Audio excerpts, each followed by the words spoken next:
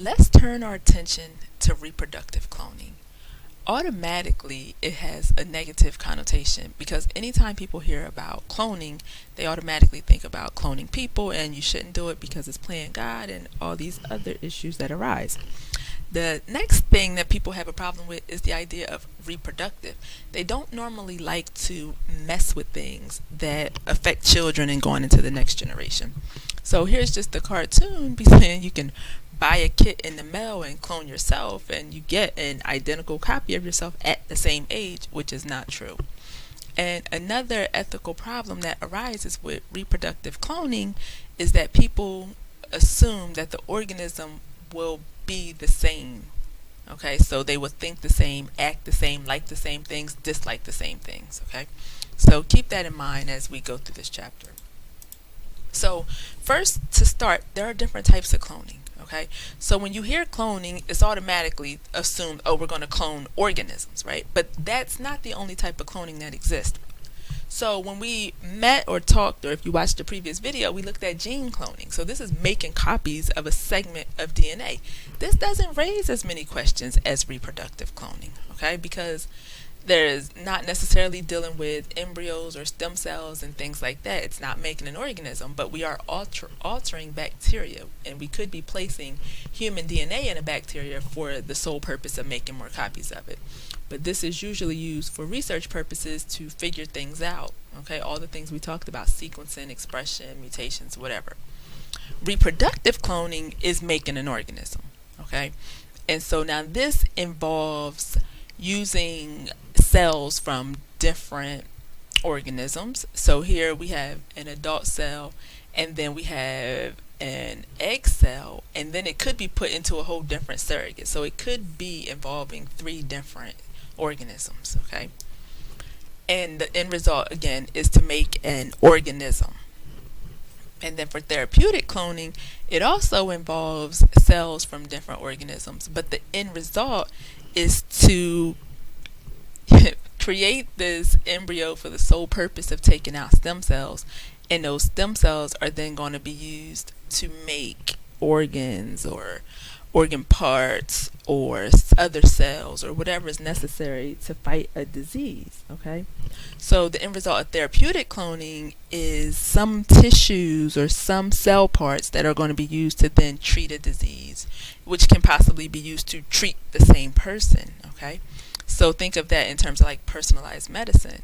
So when you talk about cloning, remember that there are 3 types, very different in the procedure and the outcome. Okay, so gene cloning, you're making a lot of copies of DNA or a certain gene. Reproductive cloning is creating an organism, and then therapeutic cloning is creating cells, cell parts, tissues, and things that can be used to treat diseases. Okay. Now, our attention is going to be on reproductive cloning. So in reproductive cloning, they have used a technique called somatic cell transfer.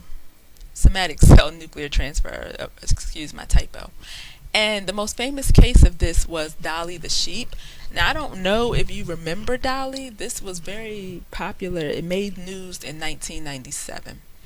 And so Dolly, they took a sheep, they took a mammary cell, adult cell, out of a sheep, and then they took the nucleus out of another one. Because this is an adult mammary cell, it's a somatic cell, right? So they're going to use that somatic cell, and they're going to use both copies of the DNA present in this organism. They took an egg from another organism and they took the nucleus out. Okay, they didn't need the chromosomes in this egg because they have 2 sets from our donor sheep. Now we're going to put them together in what would be the process of reproduction. And so when you put them together, that mammary cell donates all of the chromosomes necessary. Then this cell is able to develop into the embryo. Okay, so now this cell is going to undergo multiple rounds of mitosis and differentiation to become a sheep. So that cell, that embryo, is implanted into a surrogate. So this is the female that's going to give birth to our cloned animal, essentially. And this female goes through the steps of pregnancy, and then she gives birth to a sheep. And the sheep is genetically identical to the sheep that the mammary gland came out of, the mammary cell. Okay, so a mammary cell, a somatic cell from one sheep, an egg that you take the nucleus out, fuse them together and mimicking reproduction. Okay, get the embryo, implant it into a uterus, allow that uterus to take care of that pregnancy, birth a sheep that's identical to that donor. That gave us Dolly. Dolly was so special because she was the first mammal cloned from an adult cell. Okay, they have cloned other mammals, usually from embryonic stem cells, which causes a lot of issues or a lot of ethical questions to arise. And so to get around some of those questions, because they'll say, oh, you're creating an embryo for the sole purpose of science, in which it will be destroyed and it won't be allowed to make an organism. So that's a waste. And that's not good because we're taking a life. Okay. So when they came out with this, a mammal cell, like an adult cell, it's like, okay, you're not murdering or destroying or messing with life at this point. You're taking a cell from an adult organism that you can then create a life from. Okay, so it got around some of the ethical questions, but at the same time it raised more.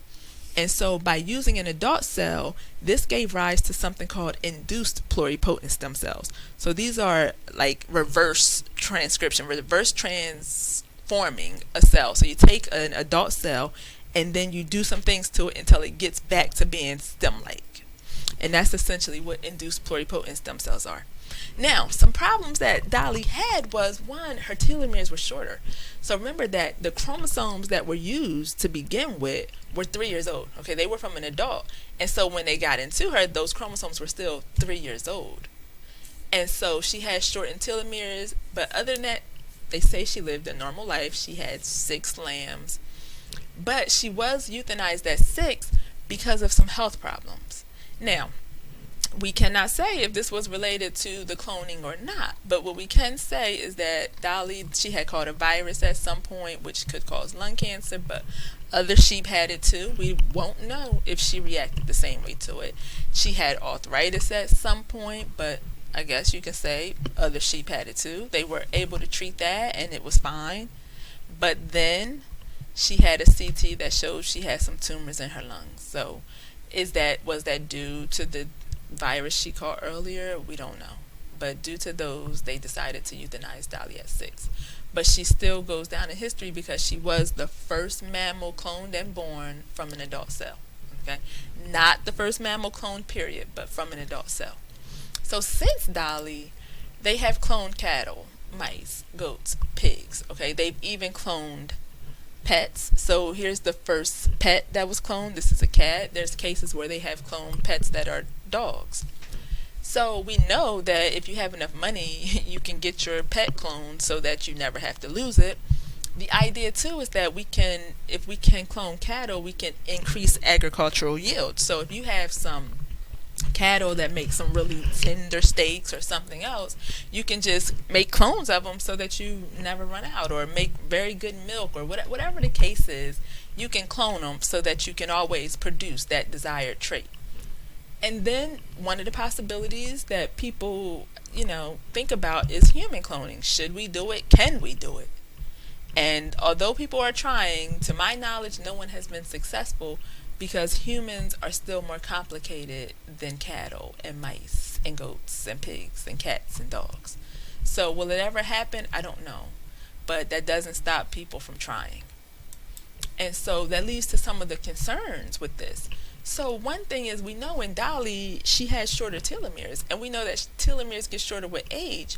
So does that mean that Dolly would have had a shortened lifespan if she didn't take ill, right? That's a very real possibility. And is that specific to sheep? Or is it specific to the age? Because then they looked at mice and cows and they didn't see a difference. But I'm not sure of how old the initial cell was from these mice or these cows. Because we know in Dolly's case it was about 3 years, and in a mouse or in a cow, I don't know how old it was. But I can also tell you that mice don't live as long as sheep. So that could play a role in it. And then, how often do the telomeres shorten with age? These are all factors that you would have to consider before you say if this technique causes these differences or not.